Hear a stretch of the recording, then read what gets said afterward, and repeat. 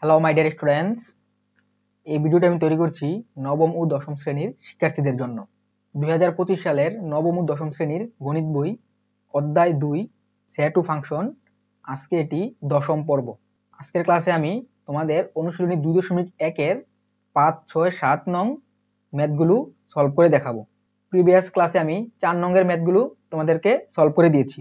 তোমরা যারা এখনো পার্ট 1 থেকে পার্ট 9 পর্যন্ত ভিডিওগুলো দেখোনি, আমি এই ভিডিওর ডেসক্রিপশন বক্সে সবগুলো ভিডিওর লিংক দিয়ে দেবো। তোমরা চাইলে সেখান থেকে ভিডিওগুলো দেখে নিতে পারো।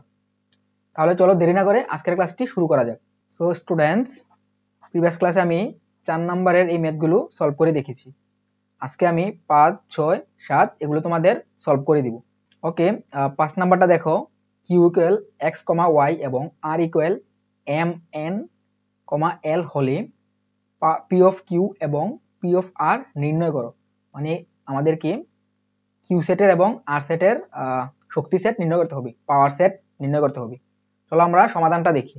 ওকে, সমাধান দেখো দেয়া আছে দিয়ে ফার্স্টে আমি কিউ সেট এবং আর সেট এজ ইট ইজ লিখলাম। এখন পাওয়ার অফ কিউ ইকুয়াল কি হবে, কিউ সেটের উপাদান কয়টি? 2টি। তো এটা থেকে আমি কয়টা টোটাল উপসেট তৈরি করতে পারি? 4টা উপসেট। কিভাবে? এক্স কমা ওয়াই একটা উপসেট, শুধু এক্স একটা উপসেট, শুধু ওয়াই একটা উপসেট এবং ফাঁকা সেট নিয়ে আরেকটা উপসেট। সুতরাং আমি টোটাল এখানে 4টি উপসেট কিউ সেট থেকে তৈরি করতে পারি। এই 4টি উপসেট নিয়ে যদি আমি সেট তৈরি করি তাহলে আমার কিউ সেটের পাওয়ার সেট নির্ণয় হয়ে যাবে। তো সুতরাং এই 4টি উপসেটকে আমি সেকেন্ড ব্র্যাকেট দিয়ে ক্লোজ করে দিলাম এবং কি আমাদের পি অফ কিউ নির্ণয় হয়ে গেল। দেখো আর সেটের ক্ষেত্রেও সেম, আমি আর সেটের উপাদান কয়টি? 3টি। তো এখানে এর শক্তি সেটের উপসেট সংখ্যা কত হবে? 8। 3 এর জন্য আমরা কি জানি? 2 to the power 3 equal to 8। তো এখন আর সেটের জন্য আমরা উপসেটগুলো চলো নির্ণয় করি। এই এম এন এল একটা উপসেট, এম এন দুটো করে নিয়ে এম এল এন এল, শুধু এম শুধু এন শুধু এল, তারপর ফাঁকা সেট। টোটাল আমরা 8টি উপসেট তৈরি করলাম। এই উপসেটগুলোকে আমরা একটা সেটের মধ্যে নিলেই কি হয়? এটাই আর এর পাওয়ার সেট বা শক্তি সেট। সুতরাং আমরা পি অফ আরও নির্ণয় করলাম। এই দুটো হচ্ছে আমাদের অ্যান্সার। ওকে, তারপর 6 নাম্বার দেখো, A equal A comma B, B equal A comma B comma C এবং C equal A union B হলে দেখাও যে পি অফ সি এর উপাদান সংখ্যা 2 টু দ্য পাওয়ার এন, যেখানে এন হচ্ছে সি এর উপাদান সংখ্যা। ওকে, চলো এটা আমরা সমাধান করি। সমাধান দেয়া আছে, আমরা এ সেট বি সেট লিখলাম, এখন আমরা সি সেট নির্ণয় করব। সি সেট কি ছিল? A union B. তো এ ইউনিয়ন বি নির্ণয় করার জন্য আমরা ফার্স্টে এ সেটের মান লিখলাম, ইউনিয়ন সাইন বি সেটের মান। তো এখন এই দুটার মধ্যে যা আছে সবকিছু নিয়ে আমাদের এই নতুন সেটটা তৈরি, এই সি সেটটা তৈরি হবে। সুতরাং এ আছে, যে এখানে এ আছে, তারপরে যে বি, বি হবে, তারপর সি। এই দেখো এবিসি হচ্ছে এই সি সেট। তাহলে এখন আমাদের পি অফ সি নির্ণয় করতে হবে। তো যেহেতু সি সেটের উপাদান 3টি, সুতরাং এর উপসেট সংখ্যা হবে কত? উপসেট সংখ্যা হবে 8 এবং কি এর শক্তি সেটের উপাদান সংখ্যা কত হবে? শক্তি সেটের উপাদান সংখ্যা হবে 8, 2 কিউব। ওকে, আমরা এটা দেখো এই ফার্স্টে 3টা নিয়ে একটা উপসেট তৈরি করলাম, তারপর 2টা, যে এ বি এ সি, তারপর বিসি, তারপর একটা একটা করে আমরা নিব এ বি সি আর ফাঁকা সেট। এখন দেখো টোটাল কয়টা, এটা একটা সেটের মধ্যে নিলে এটা পি অফ সি হয়ে যাবে। তো তারপর এখানে উপাদান গণ কয়টা? 1টা 2টা 3টা 4টা 5টা 6টা 7টা 8টা।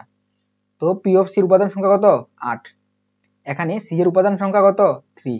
দেখো আমরা সি নির্ণয় করার পর উপাদান সংখ্যা কয়টা পেলাম? এখানে 3টা পেলাম। তাহলে পি অফ সি সেটের উপাদান সংখ্যা 2 কিউব ইকুয়াল টু 8। আমরা 8 কে 2 কিউব লিখতে পারি, তাই না? সি সেটের উপাদান সংখ্যা n হলে পিসি এর উপাদান সংখ্যা 2 টু দ্য পাওয়ার n, কেননা যেহেতু 2 কিউব আর n এর মান তোমার কত? n এর মান হচ্ছে 3। তো এখন আমরা 3 এর পরিবর্তে n বসাতে পারি, তাই না? সুতরাং পিসি এর উপাদান সংখ্যা 2 টু দ্য পাওয়ার n দেখানো হলো। তারপর 7 নাম্বার দেখো, 7 ক, এটা হচ্ছে ক্রমজোড়। যে আমরা প্রিভিয়াস ক্লাসগুলোতে ক্রমজোড়ের বিভিন্ন উদাহরণ এবং কাজ কমপ্লিট করেছি, এগুলা থেকে এই ম্যাথগুলো 3টা। এর মধ্যে দেখো x মাইনাস 1 কমা y plus 2 equal y minus 2 কমা 2x প্লাস 1 হলে x এবং y এর মান নির্ণয় করো। ওকে স্টুডেন্টস, চলো তাহলে আমরা এটা সলভ করি। ওকে স্টুডেন্টস, সমাধান দেখো দেয়া আছে, আমরা যা দেয়া আছে তা এজ ইট ইজ লিখলাম। এখন ক্রমজোড়ের নিয়ম অনুসারে কি হবে, এইটা ইকুয়াল টু কোনটা হবে, এটার প্রথমটা, এবং কি 2 নাম্বারটার সমান কোনটা হবে, এটার 2 নাম্বারটা। আমরা ক্রমজোড়ের শর্ত অনুসারে x - 1 = y - 2 লিখলাম। এখন আমাদের যেহেতু x এবং y নির্ণয় করতে হবে, সুতরাং আমরা x + y কে এক পাশে নিয়ে আসব। দেখো y ওই পাশে প্লাসের ছিল, এই পাশে চলে আসছে মাইনাস হয়েছে, আর x তো আগে ছিল 1 মাইনাস ছিল, ওই পাশে আমরা নিয়ে গেছি +1 হয়ে গেছি। এখন ক্যালকুলেশন করলে কত হবে, x - 1 = -1, যেখানে -2 আছে, -2 এর +1 করলে কত হয়, -1। এটাকে আমরা 1 নং সমীকরণ ধরে নিলাম। এবং দেখো দ্বিতীয় উপাদান y + 2 = 2x + 1, এখানে যে এটা আর এটা আমরা লিখলাম। লিখার পর আমরা এখন xy কে এক পাশে রাখবো। সুতরাং y তো আগেই ছিল, তো এই 2x কে আমরা এই পাশে আনলে এটা ছিল প্লাসের মাইনাসের হয়ে আসবে, +2 এদিকে -2 হয়ে গেছে। তারপর এখন ক্যালকুলেশন করলে কি হয়, y - 2x = -1। এখন আমরা -1 দ্বারা উভয় পক্ষে গুণ করে দিব। তাহলে এখানে এই প্লাসের y -1 এর সাথে গুণ হয়ে -y হয়ে যাবে। -2x এর সাথে -1 গুণ হলে +2x হবে। -1 এর সাথে -1 গুণ হলে +1 হবে। এটা আমরা গুণ করার পর এটা পেলাম। এটাকে আমরা কি ধরলাম, 2 নং সমীকরণ। তো এখন দেখো আমাদের এই 1 নং সমীকরণ আর 2 নং সমীকরণ থেকে কি x আর y এর মান বের করতে হবে। তো এখন যদি আমরা 2 নং সমীকরণকে জাস্ট বিয়োগ করে দিই একটা থেকে আরেকটাকে, তাহলে কিন্তু আমাদের y এলিমিনেট হয়ে যাবে। দেখো দুটার y এর সহগ কিন্তু এখানে সেম -1, সুতরাং আমরা বিয়োগ করে দিলেই আমাদের x এর মান চলে আসবে, পাশাপাশি y এলিমিনেট হয়ে যাবে। দেখো আমরা সেটাই করলাম, এখানে 1 নং থেকে 2 নং সমীকরণ বিয়োগ করে পাই। দেখো আমরা বিয়োগ করতেছি, বিয়োগ করার ক্ষেত্রে নিচের চিহ্ন পরিবর্তন হয়ে যায় তোমরা জানো। তাহলে এখানে -y আর +y বাদ, আর -1 আর -1 মিলে -2, আর এখানে হচ্ছে প্লাসের একটা x মাইনাসের দুইটা x, সুতরাং আর মাইনাসের একটা x থেকে যাবে। তারপর আমরা এটাকে -1 দ্বারা যদি গুণ করি, তাহলে এটা হয়ে যাবে +x আর এটা হয়ে যাবে +2। দেখো উভয় পক্ষকে -1 দ্বারা গুণ করছি। এখন 1 নং সমীকরণে x এর মান বসিয়ে পাই আমরা, 1 নং অথবা 2 নং যে কোনো একটা সমীকরণে x এর মান বসালে y এর মান পেয়ে যাব। 1 নং সমীকরণটা ছিল আমাদের এটা, x এর মান কত, 2, -y এর -y, আর এখানে as it is। এখন দেখো এই 2 কে আমরা ওই পাশে নিয়ে গেলাম, +2 ছিল -2 হয়ে গেছে।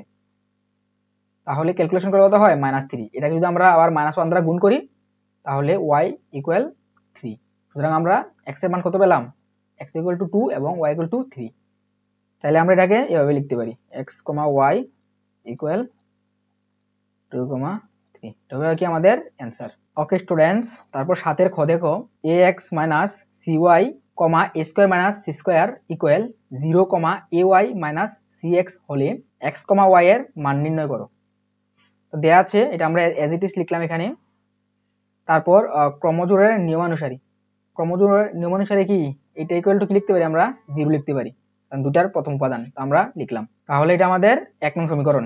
তারপর আমরা এই দ্বিতীয় উপাদান ইকুয়াল দ্বিতীয় উপাদান লিখব। তাহলে দেখো a² - c² এটা লিখলাম ইকুয়াল ay - cx, এখন আমরা কি করব, দেখো x কিন্তু এটার মধ্যে এক পাশে আসছে, তাই না। আমরা এটারও এক পাশে মানে এই বাম পাশে নিয়ে আসবো আমরা। তো আমরা পক্ষান্তর করলাম, এই দুটা পক্ষান্তর করলে এই পাশে ay - cx ইকুয়াল এটা a² - c², এটাকে আমরা কি করলাম, 2 নং সমীকরণ ধরলাম। তারপর আমাদের 1 ও 2 নং সমীকরণ থেকে আমাদের x আর y এর মান বের করতে হবে। সেই ক্ষেত্রে আমরা কি করতে পারি, এখানে আমরা হয়তো x এর সহগগুলো দুটো মিলাবো, অথবা y এর সহগ দুটো একরকম করব, যেন আমরা যোগ বিয়োগ করে বাদ দিতে পারি। তো সেক্ষেত্রে দেখো আমরা চাইলে এখন আমরা y এর সহগ, দেখো এখানে 1 নং সমীকরণকে 2 নং সমীকরণের y এর সহগ দ্বারা গুণ করব।